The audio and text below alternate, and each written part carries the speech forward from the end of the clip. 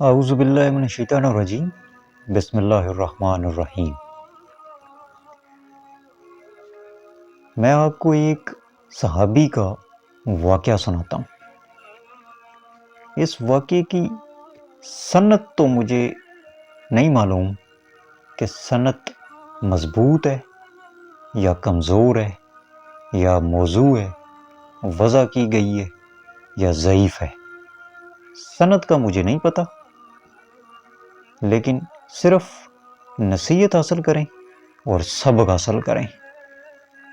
تو نصیحت اور سبق حاصل کرنے کے لیے واقعہ بہت ہی اچھا ہے۔ سند کی میرے پاس کوئی گارنٹی نہیں ہے کہ سند مضبوط ہے یا ضعیف ہے یا وضع کی گئی ہے، یہ اللہ بہتر جانتا ہے۔ ابو مالکہ کو چور پڑ گیا، صحابی ہیں، طائف گئے ہوئے تھے کہ واپسی پر رستے میں ابو مالکہ ان کو چور پڑ گیا۔ کہنے لگے کہ میرا مال لے لے، مجھے کیا کرے گا، مجھے کیا کہتا ہے؟ تو وہ کہنے لگا کہ نہیں، تجھے بھی قتل کروں گا، تو جا کے میری شکایت لگائے گا، میں پکڑا جاؤں گا، اس لیے میں تجھے قتل کروں گا۔ تو آپ نے فرمایا کہ اچھا چلو ٹھیک ہے، پھر 2 رکعت نماز تو پڑھنے دے، آخری نماز تو پڑھنے دے۔ کہنے لگا پڑھ لے نماز، نماز سے کیا ہوتا ہے، پڑھ لے نماز۔ تو آپ نے نماز کی نیت کی، نماز 2 رکعت پڑھی، سلام پھیرا اور اللہ سے دعا کے لیے ہاتھ اٹھائے کہ یا اللہ میری مدد فرما۔ اس نے تلوار اٹھائی قتل کرنے کے ارادے سے کہ ایک دم ایک آواز آئی، لا تقتلہ، اسے مت قتل کرو۔ وہ گھبرا گیا اور گھبراہٹ کی وجہ سے ادھر ادھر دیکھنے لگا، دائیں بائیں، کہ آواز کہاں سے آئی ہے، کون ہے؟ دیکھا ہے کوئی بھی نہیں۔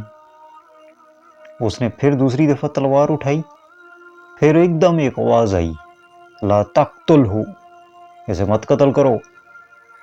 وہ پھر گھبرا کر دائیں بائیں دیکھنے لگا کہ کہاں سے آواز آئی ہے، کون ہے؟ تو کوئی ہے، کوئی بھی نہیں۔ تو اس نے پھر اس دفعہ مضبوط ارادہ کیا، تیسری دفعہ تلوار اٹھا کے قتل کرنے لگا کہ ایک دم ایک گھڑ سوار ظاہر ہوا، اس کے ہاتھ میں نیزہ تھا، اس نے آ کے اس کے سینے کے پار کیا اور یہ وہیں ڈھیر ہو گیا، مر گیا۔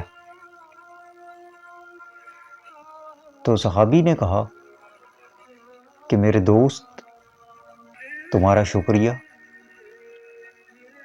کہ اللہ نے میری مدد کی تمہارے ذریعے سے، یہ نہیں کہا کہ تم نے میری مدد کی، کہا نہیں، اللہ نے میری مدد کی تمہارے ذریعے سے۔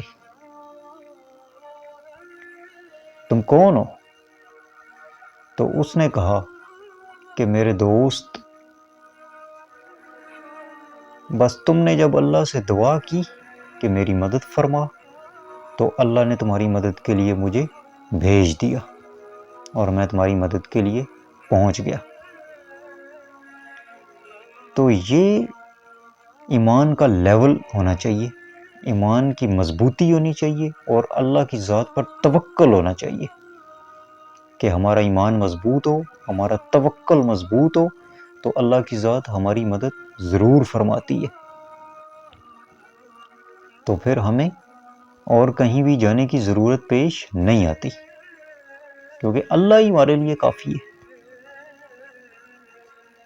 تو اللہ تعالیٰ ہمیں اپنے حفظ و امان میں رکھے اور ہم پر اپنی رحمتیں برکتیں نازل فرمائے، آمین۔